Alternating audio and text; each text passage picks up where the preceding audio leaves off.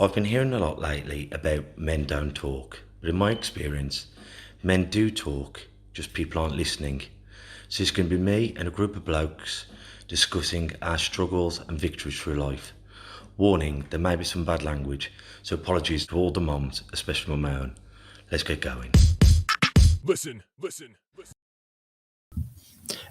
Yeah, this is the Black Country Blokes chewing the fat about everything that is mental health, disability, and life in general. Here with me, Kev Dillon, Lee Cadman, and our very special guest, Andy Plant. Now, Andy Plant was one of our first ever guests, even before we started filming it. So, brother, thank you for coming on. Yeah, thanks for the invite. Now, as I say, go back and listen to it on our archives. But before we get into Andy's story and all the wonderful things that he's done since last time we come on here, we're going to start with things we're grateful for. Me, you might be noticing this lovely coat. I'm one of the hometown heroes for the Commonwealth Games, which is only a few months away now. And we had to go to Birmingham today, and we got the chance to meet Prince Edward. And it was wonderful, you know, a black country bloke rubbing elbows to royalty. Who'd ever thought? It's not me, that's for sure. How about you, Lee? What are you grateful for today? I'd be grateful if you'd have passed that question to Andy while I was sorting stuff out. Well, I'm not that kind of man. No, you don't tend to do that when I'm doing something here. You would have been grateful for that, but it didn't happen. It didn't happen. I'd have been very grateful. I'm grateful for this week. I'm grateful for boxing. Excuse me, sorry, I'll just stop messing with that. I was just checking out. We're using new software, so I was just checking out that everything's working right. But yeah, for this week, boxing. I've started back training, boxing training, should I say. I've been training in the gym, but boxing training last week and this week with Kev. And it just reminds you of what you're capable of doing. You know, when you're punching on that punch bag and you feel like your arms are gonna drop off and you don't feel like you can throw another punch, your brain's telling you, I can't even throw one more punch. And then you just remember going, actually, there's people out there who can't even punch. And I mean from a physical standpoint, and I mean there's people out there who are trying to up their fitness goals to reach where they can punch like I can, and I'm just grateful for that. Andy, what are you grateful for, bruv? Quite simply, I'm just grateful for today. I woke up today, I opened my eyes, I've had a beautiful day, been to work all day. So, you know, some people haven't got a job, I've got a job, and I'm grateful for the invite to be here tonight with you guys. Yeah, simple stuff. I'm very grateful for having you on. But like, Andy, come on. But Andy, I'll pass it over to you. Like from the start, I mean, tell us about like your abuse as a child, and I think it's remarkable. And when you come on to it, you'll talk about it now. The strength it come out, and I asked you before you go into it, and I said, well, "How did you have the strength to come out and say it happened?" You said it was not having the strength to admit it; it was having the. I couldn't go on not admitting it. I remember. I didn't. I think I said it wasn't that I had the strength to stand up and talk about it. It was I didn't have the strength to carry on anymore. I'd hit a rock bottom. 2018, April 2018, I just couldn't do it anymore. So how we got to that point was, so at the age of like 10, you know, a group of myself and my friends, we all went to the local youth club down Kingswinford. And one of the youth workers there, he was the youth leader actually. He was abusing a lot of people, a lot of boys. There was quite a lot of people that was abused over the years, and it went on for quite some time. He did get caught, you know. There were people that did stand up and speak about it, and at the time, I didn't have the courage. I was too scared, you know. You know, you've got this shame, embarrassment, guilt, you know, self-blame. You know, I must have wanted it. I must have done something to make it happen to me, and that is the mindset of a lot of victims of domestic abuse, sexual abuse. You know, and that's the hardest thing to overcome. So, as a child, you know, I just got on and got things done, but I've always used, you know, drugs and drink to start. They started off recreational, but looking back now, I realised quite early on that I wasn't easily pleased with one or two drinks or one or two spliffs or one or two snorts. You know, it was always to the extreme. You know, more and more. it never really, it did dominate my life, but it never took over my life that I didn't function. You know, I was always a high functioning dysfunction. I've said this to you before on the last show. You know, I've always worked hard. I've always had this perfectionism in whatever I'm going to do. You know, if I'm going to do something, I'm going to do it well. I suppose that all links in with that addictive personality that I had growing up. Can I ask, do you think the abuse brought that on, or do you think you had that addictive kind of personality previous to that? I've done a lot of work on myself over the years, and I've addressed a lot of this stuff. And I think I've always had that personality. I've always been a little bit like on or there's no in between ground with me. It's all or nothing, you know, on or off. So you know, I'm now getting into sort of my late teens. You know, leaving school, starting work, getting in with you know, different people, and you know, all we're doing on the weekends is just getting stoned and pissed all the time. And I didn't realise then that, you know, what I was actually trying to do, I was actually trying to mask myself. I was trying to mask my feelings. I was trying to hide from myself. And it works, doesn't it? Yeah. You know, it really does work, you know. You can function. But it wasn't until really, you know, I started to settle down. I got married. I started having children. That's when the problem started, because, you know, you're growing up, you're maturing, you're getting wisdom. And that's when I really started to sort of spiral a little bit. And it wasn't something that happened quickly. You know, it was over years and years. I didn't realise just how depressed I was actually getting. So, you know, I was burning the wick at both ends, you know, constantly. I just could not go a day without getting stoned. I suppose it's harder to do as well. Like when you're young and growing up and you're going through that pub stage, it's accepted as well, isn't it? Yeah, more? Of course it is. Like, but when you're married and then it's more like, I'm trying to sneak to do this. Yeah, I'm trying to. Yeah. Well, in the early days, it wasn't a problem because we was all doing it together. And then obviously when I was in a married environment and a dad, you know, it was all on the fly. You know, it wasn't done in front of the children. It wasn't done in the marital home. It wasn't certainly done in the house.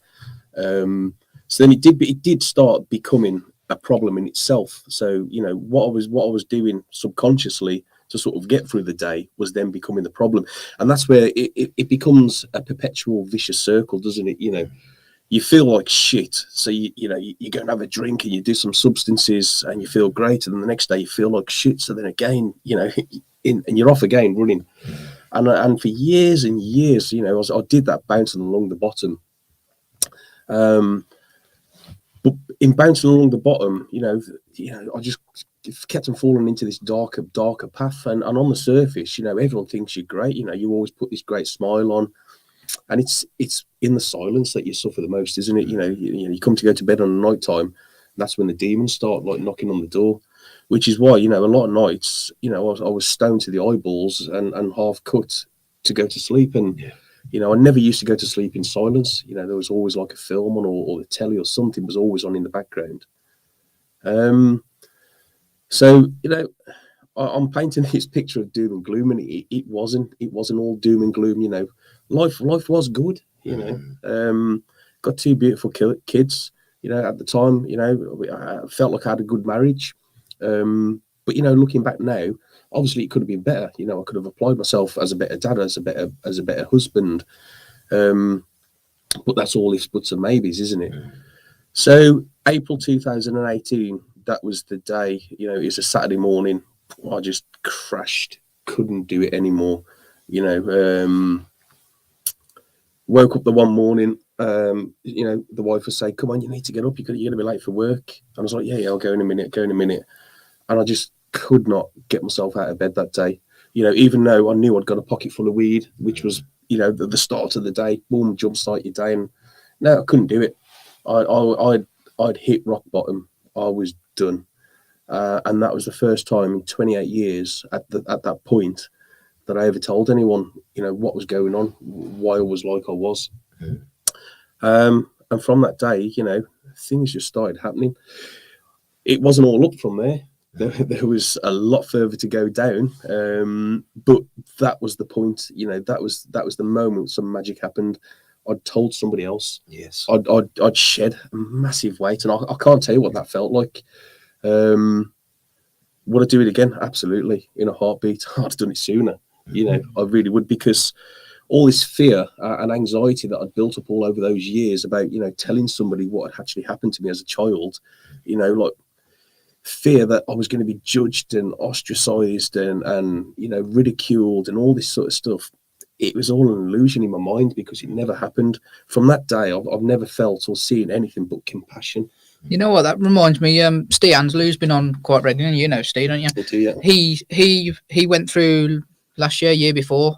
He has severe mental health problems, and he went through a period where it was really affecting his work. He had to take time off. And in all this, his work, well, he told his work what his issues were and his mental health problems. He says one of the worst things, well, he nearly left his job. Like once he was on the road to recovery, he nearly left his job. He says because every time he went in there, he felt like they were judging, even though they weren't, and he felt like they knew all of him, and it made him really vulnerable that they knew every bit of what was going on. It took him a long time to get over that feeling. It does, because you like I say, you build this illusion up in your mind, and you know, you think you know what people are thinking about you, and it's silliness, isn't it? You know, this anxiety. You know, you're living in the future. You're making up all this stuff that's probably never going to happen, or probably never does happen. So I think the sad thing is, since our conversation, I've had numerous conversations, obviously I won't mention it, who've come out and said it happened to them from different backgrounds, not just our area. And it's a lot more common than you believe, is it? It is, yes. And that's the heartbreaking thing. It is scary. And it's not until you start speaking out and you know, connecting with other people that you realise this. And it is tragic. I mean, so from speaking out, my wife at the time, she was in social care, you know, always been in nursing. So she put the feelers out, and she came back and said, you know, I think you ought to give these guys a ring called Black Country Women's Aid. And they operate in the Black Country area. You know, they deal with domestic abuse, sexual abuse, slavery, all this sort of stuff. My first response was, well, they're for women. And she said, no, that's not the case. They do help men as well. So I phoned these guys, and wow, do you know, the help that they gave me was just breathtaking. So straight away, you know, I was given a crisis worker who we were meeting quite regularly, and in the meantime, they were prepping me to go into some counselling, and they were always there all the time. Every time that I needed somebody, I could pick the phone up and speak to somebody. So you know, things were looking good. They were getting better. But at that point, I started abstaining from drink, and I did quite well. Abstained from drugs, you know, started getting a bit of clarity about me, you know, getting a bit more focused, starting to feel emotions, and that was the problem then, because because I was supposed to be getting better, but I was feeling worse because I'm dealing with these things that I'd never dealt with before. I'm now facing life on life's terms, and you know, I started going through a process of journaling and you know, learning stuff and reading stuff, and you know, watching motivational speakers, and just any avenue of well-being that I could sort of grasp and find. That's what I was doing. So you know, fast forward half a year now, we went on holiday, and I decided to start taking a drink, thinking, you know, I've got this in the bag, I've got this under control, you know. I won't do this, I won't do that, I'll just have a drink, and I'll only drink if I'm on holiday or if I'm going to the pub. And you know, we came back off holiday, and within a few short weeks, back to square one. I was smoking, I was drinking, I was smoking weed, I was you know, snorting coke, and I quickly spiraled again, straight out. So a year later, now we're in May 2020, 31st of May, you know, that week building up to there, I've been speaking to somebody, and they said, you know, I think you ought to come to Narcotics Anonymous. I think, you know, you'll do really well in NA. It certainly sounds like you need to be somewhere like that. So I thought, you know, let's give something else a try. So I went to NA, and again, just like reaching out and speaking about being sexually abused as a child, it was a game changer. You know, all of a sudden, I'd got this love and support and unity around me, and it was what I needed. So what I'd been doing the year previous in journaling and learning about myself and learning, you know, like trying to be motivational and positive all the time, this is like the sort of crux of NA, 12-step program. That's what you do. You look inside and you find out what's going on. Your alcohol and drug abuse is just a symptom of the greater problem. You're dealing with a problem that you don't know that you've got. So it's about digging down, getting rid of you can't just keep putting a plaster on a wound, can you, and expecting it to heal. You've got to get the infection out, and that's what you've got to do with your life. You've got to find out what's going on. Why do you feel like this? And what kind of, is it through all drugs, through like cannabis to heroin to whatever? Is it all across the board? Yeah, in my early days. Not you, at the NA. Sorry. Oh yeah, it's everything. Yes, so it's whatever your painkillers do, it's everything. Whatever. It's everything. Well, basically, the definition of an addict is somebody whose life is unmanageable. And that was very much my life was certainly unmanageable because of my addiction. But my addiction wasn't one or the other. It was, you find this a lot with an addiction. If somebody smokes a lot of weed and they stop weed, they'll end up drinking a lot of beer. If they stop drinking beer, they'll end up smoking a lot of fags. If they, your addiction will come out some way, which is why you need to address what's going on underneath. So yeah, so as to date, I am 2 years, 7 months, and what's the date? 25 days clean and ongoing. And life's just been beautiful. I just feel absolutely fantastic. Feel great. Am I positive every day? Of course I'm not. No, that's normal, isn't it? You can't be upbeat and happy all the time. But what I do this day and age, I'm very happy and I'm very content with where I am. And I can take that I'm just having a bad day. Tomorrow's going to be better. If it's not, the next day will be better.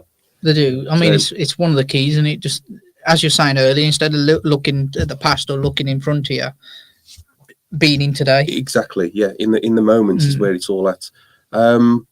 And I do sometimes get a bit of criticism because I don't tend to look too far forward. I don't try and plan too far forward. But that suits me, I no longer buy newspapers. I don't really listen to the radio too much. I certainly don't watch the news because I just find it all negative propaganda, and it just drags me down. I don't need that type of stuff. Exactly the same. And so now, if I'm training, if I'm doing anything, if I'm in the car, it's a podcast or audio book. Yeah. Because again, the same. And yeah. As you know, I spent ages driving up and down the motorway and I'd have the radio on. And you don't really know at the time that that's just feeding you negativity constantly. Yeah, of course it is. It's drip feeding you all the time, isn't it? And it drags you down. It gradually drags you down. But could I go to like the DNA? Could you tell us, because if someone out there is now listening to this, what would they expect? 'Cause I know some people like the AA, the NA, they feel like it's almost like cult, that it's going to be religion. But how you're explaining downstairs, it's completely different to